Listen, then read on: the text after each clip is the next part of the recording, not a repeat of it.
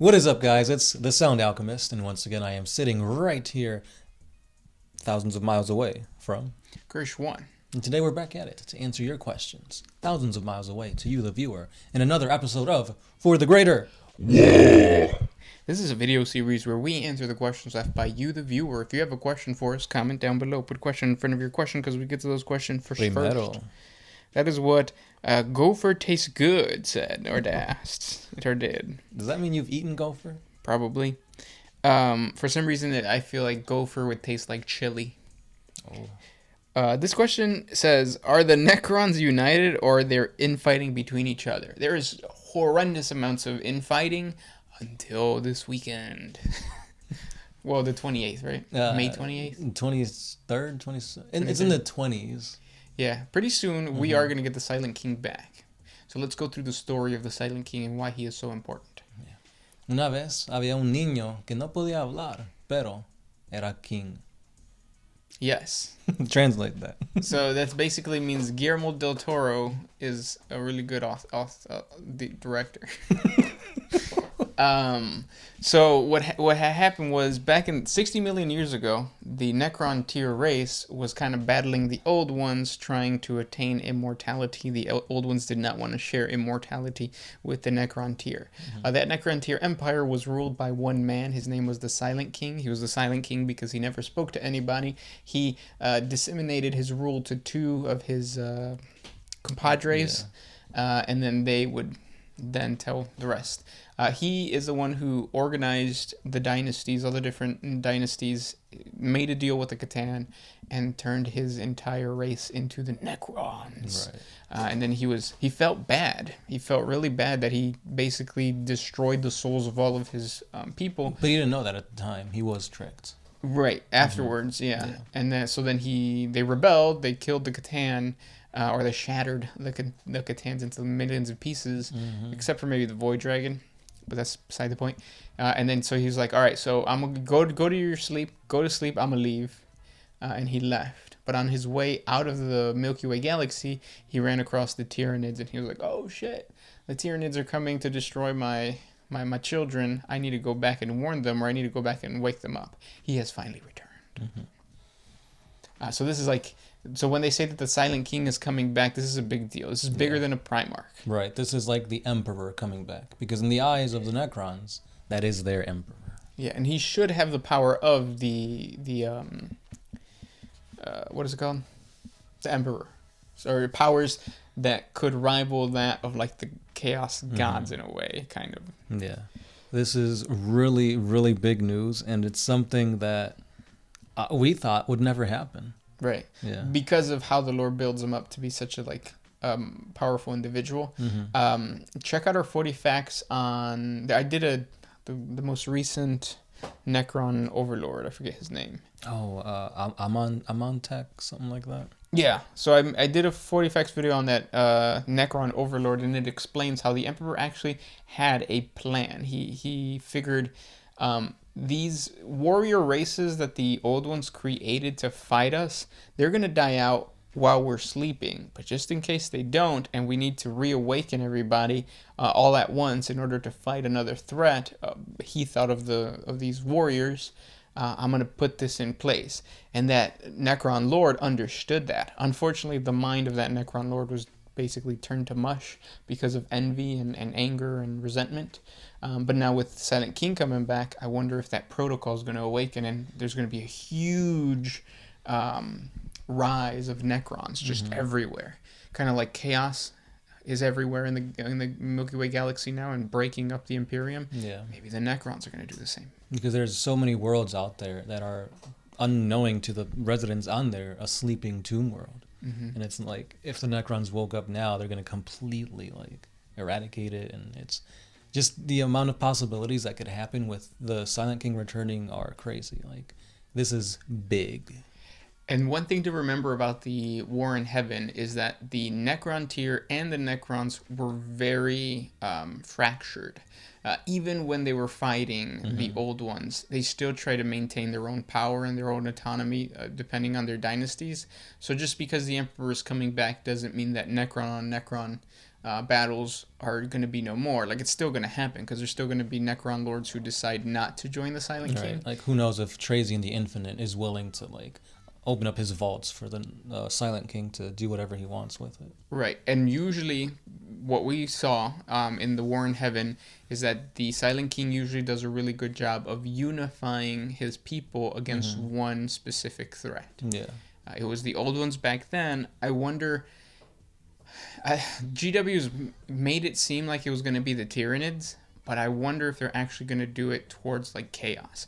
And the return of the Silent King is actually a way to get rid of the Mork's Grin. What's it called? The Cicatrix Maledictum. Yeah, kind of like they did with the Cadian Gates, because it's actually the Necrons that build the Cadian pylons to keep the Eye of Terror like closed or whatever.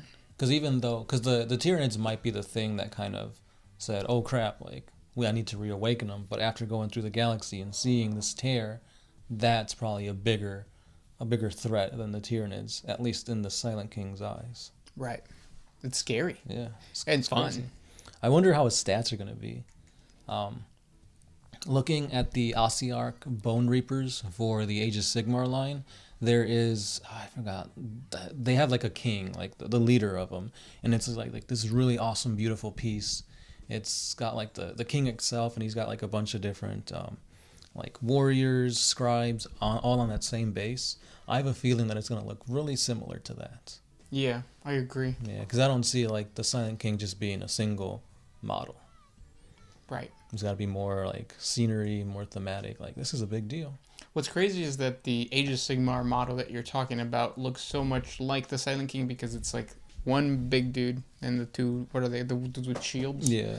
I forget what the Silent King's guys are. Do you remember what they're called? Probably Praetors or something. Yeah. They might have like some pariahs on the base or something, because they did kind of hint at that. Yeah. Either way, this is really exciting. Let us know down in the comments what you're looking forward to. Like, what do you want the Silent King to look like? His stats to be? Should he be like a beast in combat, or should it just be like a piece that bolsters the army itself? Right. Next question. This one comes from... Do you have one? This one's by Defool06. Does a gnoll find other gnolls repulsive as well, but they just bear it because they don't have anybody else? No, so they're not sensitive to those things. If you're a gnoll, you're not sensitive to psychic powers or psychic powers because you live with it. It's like, oh, you ugly? Shoot, I'm ugly too. Kinda, yeah. I think it's more of like when you get used, like if you walk into a room and it smells bad, initially, yes, it smells bad, but after a while, you kind of get used to it. It's kind of the same thing. When the child is born, like, yeah, it's like, oh shit, something smells bad. Oh, it's me. So then it gets used to this bad smell of a gnoll. And for all those, a gnoll or a pariah or a blank, those are just people that don't register in the war. Right. Not just that, but they give off an aura of like uneasiness, uncertainty. Depending on how strong of a gnoll you are, it could affect the way you fight, your equilibrium, as can be seen with the Sister of Silence affecting a Primaris captain. Yeah. It's like somebody that you should like, but for some reason you don't want to. Like that one baby on TikTok, not the giant baby, but the one that has like its mouth covered in chocolate and it's just grinning at you. Yeah, that one. Yeah, I'll show you something about that a little bit later. Oh, dear. Next question comes from Deuce Grande. Would orcs stay as aggressive and kill each other off over the years if they suddenly became the only race in space? Can they possibly become tranquil and interested in arts? They could be interested in arts. There's many orcs that are interested in arts. It's just very primitive. But no, like orcs will continue to fight. Yeah, it's in their blood, so to speak. There is more violence between the orcs than there is between the orcs and other races. At least that's how the book explains it. should they unify, they would conquer the galaxy in one fell swoop. Right, but I feel like most of them don't have the mental capacity to be unified and not like look for a fight. That's not very woke of you to say.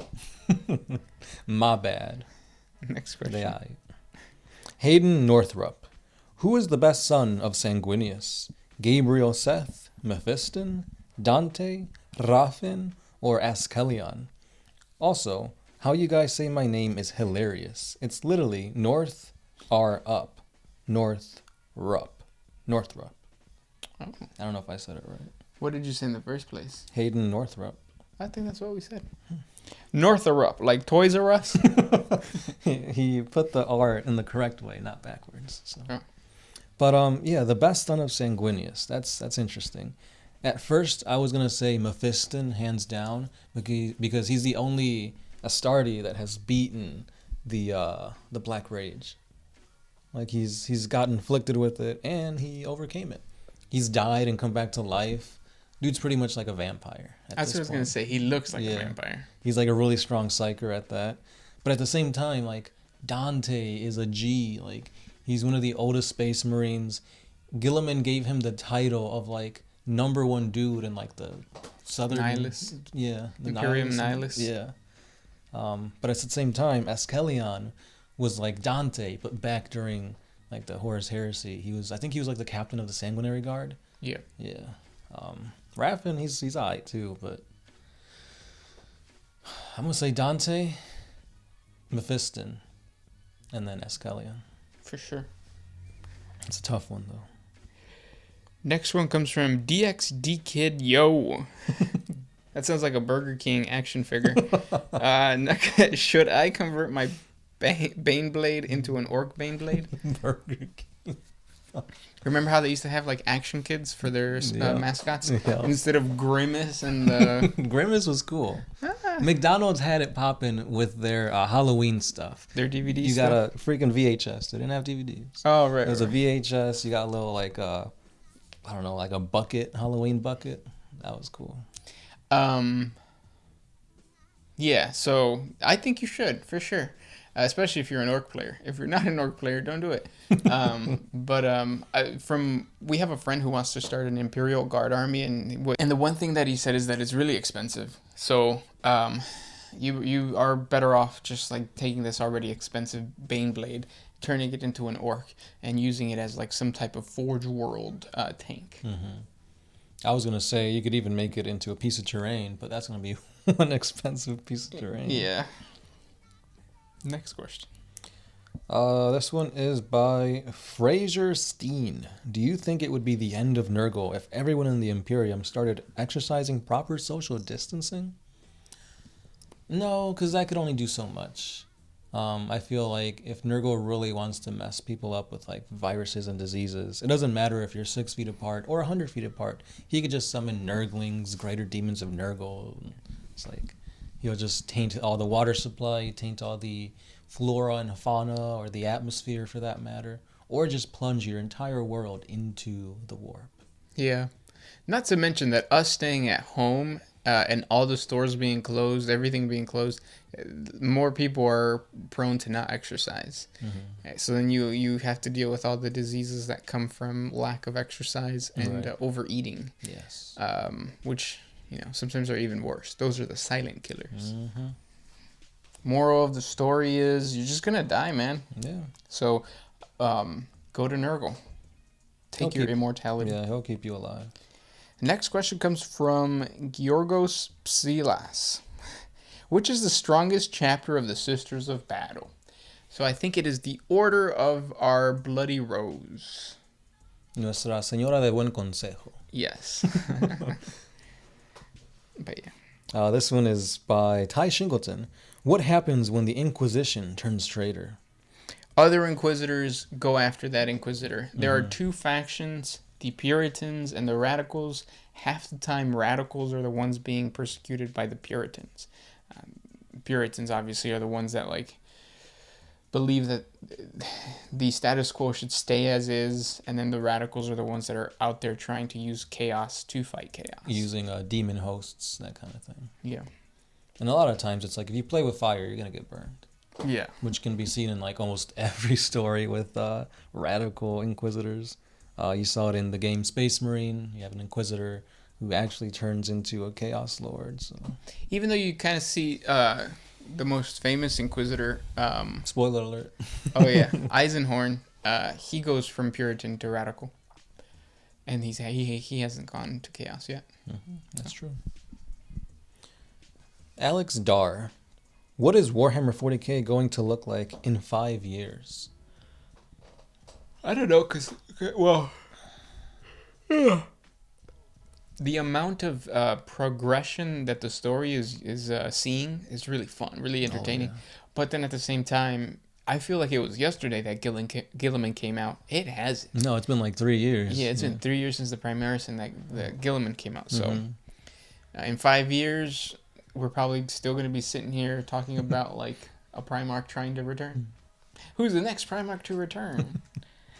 But I mean, I feel like if GW makes the Return of the Silent King as big as it should be, like that can shape the entire Milky Way galaxy. Oh, for sure. But since it's a Xenos player or a Xenos character, I feel like they're gonna drop the ball. Prove me wrong. Prove me wrong. Yeah, GW, do it. Do it. Next question comes from Keri Vault. With how they say the Chaos Gods were always there, do you think it was Tzeentch that gave the shamans the vision that led to the creation of the Big E? We answered this last week. The answer is it's a possibility, but then at the same time, I don't think Tzeentch really knows as much as what people give her credit for. Yeah.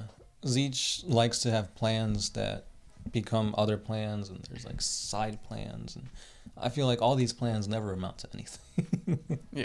It's like, oh, you're in my web of treachery. I'll get you in 500 years if this happens and that goes according to plan. If the wind blows left. Yeah, it's a butterfly effect that never comes to fruition. Yeah. Next question. Well, we did that one already. I have one from Ty Shingleton. He asks, after an Imperial victory, what happens to the remains of the Zeno Tech on the battlefield? Usually it's supposed to be destroyed. Sometimes it's collected by the Adeptus Mechanicus and then repurposed. And obviously they don't tell anybody that it's Zeno technology. And then you also have to remember that in order for new technology to be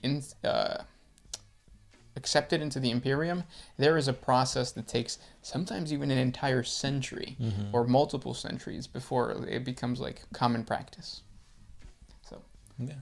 Or if the Imperium's on the losing side, and like whatever Xenos were there leaves, then the populace can take hold of all that stuff. Yeah. And it goes on the black market. That's how the Sham Wow was created. Next one. Did that one already? I have one from Nuno Segura. Just watched your joint venture with Baldemort. Are you thinking about doing more things like that? Maybe a Q&A or a podcast with someone? Yeah, for sure. He was really awesome. Baldemort contacted us through a comment, and then I hit him up. And yeah, he's really cool. He's a really cool person. It's nice to kind of understand that like what we do, like we do. Sometimes we just see things as numbers. It's nice to put a face to like, oh, this person... Yeah, an actual personality. Yeah, like this person is doing this because of this. So it's cool for him to be like, yeah, I watch you guys. And then you watch his stuff and you're like, oh, your stuff is like better than ours. Like, damn. So yeah, it was really cool. Yeah, it's an eye-opening experience. For sure. Yeah, it was fun. It was cool. Next question. This one is by Bull Scrap Prac F. Is the Emperor just an immortal that won the prize, aka Highlander? He could be. But, well, what happened to all those shamans? What happened to that plan that you guys were saying that Tzeentch concocted? Right. What happened to Twinkies? They're still around. Right, but they went away for a little bit. Why? That was just all a ploy to tell you, like, oh, it's never coming back. Buy them now. Ha, we gotcha. They were never going away. Never, ever. Yeah. Yeah. I mean, I never really watched Highlander like that. Yeah, I don't know the story of Highlander that well. Isn't there like time travel and stuff? Or is Really? that... No, that's Outlander. That's not Beowulf. Beowulf. Yeah, I don't know. I don't see the emperor as like somebody who beat other emperors, if you know what I mean. Like they were sacrificed for a purpose. Like they knew that this was going to be the new man. Right. Only one. So there was no real competition amongst humanity. Yeah. The closest thing was Malcador the Sigillite, and Malcador the Sigillite was nothing compared to the emperor. He's still pretty powerful, but nothing compared to the emperor. No, he almost died while he was on the golden throne. Yeah, look at the emperor. He's been on there for what, 10,000 years? And he's just kind of dead. Yeah, it's like 10,000 years can give you such a crick in the neck. If you guys know where that's from, comment down below. I don't know where that's from. Spoiler alert. It's the Emperor genie. Tex- Oh. It's the genie Oh. from Aladdin. Mr. Robin Williams. The Eldar Nurgle player. Yeah. Next question. This will be our last question. What you got? Do you have anything? Because I don't. Oh, here is one. Oh, I don't know much about Star Trek to answer that. This one's from Cartes Drake. Will the Emperor Apotheosis to godhood destroy the Segmentum Solar like Baudmort suggest? I think you meant to say Baldemort. I don't think so. I don't think that him turning into a god would destroy, because of the fact that when Slaanesh was born, the reason that the Eye of Terror happened is because she was really trying to consume the souls of the Eldar. The Emperor, I doubt, is trying to consume the souls of his worshippers. Right. If the majority of the Segmentum Solar gets taken away, who's going to worship the Emperor? Yeah. The orcs aren't going to worship the Emperor, you know? So. Right. It's like his whole purpose is to help mankind flourish and achieve perfection. It's like killing them. I don't think that's part of the plan. Yeah. So I don't think that will happen. Mm-hmm. We'll see what happens. Right. Those were the questions for today. If you guys have more questions for us, comment down below. Thank you guys so much for sending those questions our way. Thank you guys so much for being listeners and yeah. Yeah. Just remember, son chulos y los queremos. This is Crucial One. The Sound Alchemist out. Always